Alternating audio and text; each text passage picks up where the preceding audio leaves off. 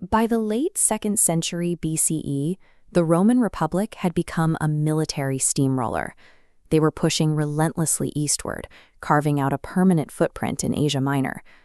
Looking at these rugged, isolated valleys in Cappadocia, you can see the challenge of unification. The region was a fractured patchwork of Greek coastal colonies, ancient Persian satrapies, and mountain tribes living in total isolation from one another. Rome exploited these internal fissures. They deployed predatory tax farmers to siphon off local wealth and systematically meddled in regional succession to ensure no local king grew too powerful. Geopolitically, the entire region had become a powder keg. It was a landscape of diverse grievances, waiting for a single leader to pull them into a coordinated strike. That leader was Mithridates VI of Pontus.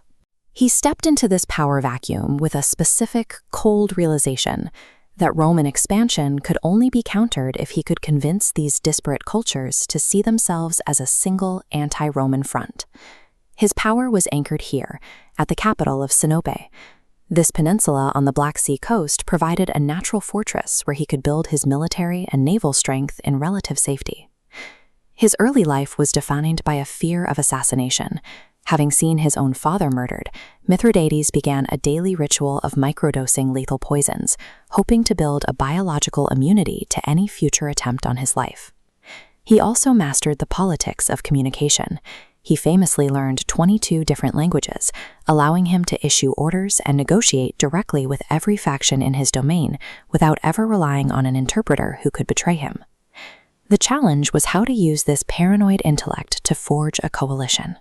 He had to figure out how to be two different kings at exactly the same time. To secure the loyalty of the inland Anatolian populations, Mithridates leaned into his Iranian heritage. He circulated a bold claim of direct blood descent from Darius the Great, aligning his rule with the ancient Persian kings depicted in these reliefs. He revived the administrative language of the Old Empire, appointing regional governors with the ancient title of satrap. It was a signal to the local nobility that his kingdom was the legitimate successor to the Persian past.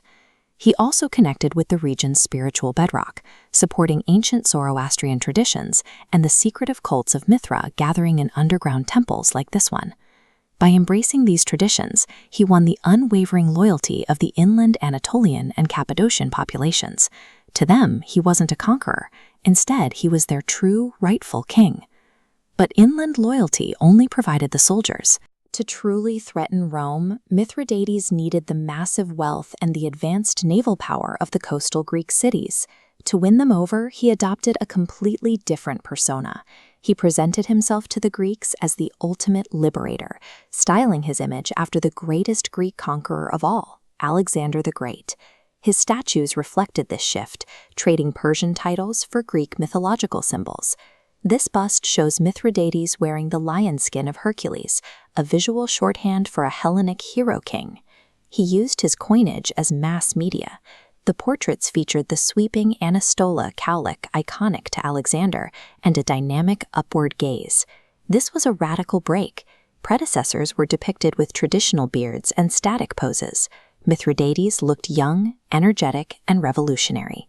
By simultaneously playing the Persian king for the interior and the Greek conqueror for the coast, he created a unified Eastern identity that had never existed before.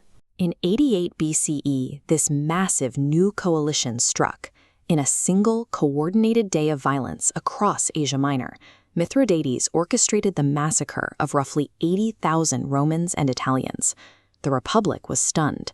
The slaughter immediately ignited the Mithridatic Wars, a series of conflicts that would push the Roman military to its absolute limit. Rome responded by sending their most successful generals eastward, beginning with the iron-fisted Lucius Cornelius Sulla. But because his cultural brand was so deep-seated, military defeat didn't stop him. Even after losing his main field armies, Mithridates could repeatedly retreat and raise entire new legions from the Black Sea down to Armenia. Rome was no longer fighting a single king, but a persistent regional ideology. For 30 years, Mithridates drained Roman resources and kept their greatest generals locked in a cycle of combat that refused to break. By 63 BCE, the king was finally cornered. Facing an inescapable mutiny led by his own son in the Crimea, Mithridates chose suicide over Roman capture. He reached for the lethal dose of poison he had carried his entire life, but his lifelong preparation became his final obstacle. Those decades of microdosing had worked.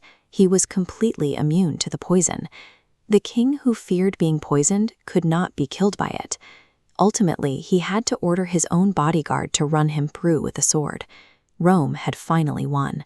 The final campaigns were led by their most successful commander, Pompey the Great.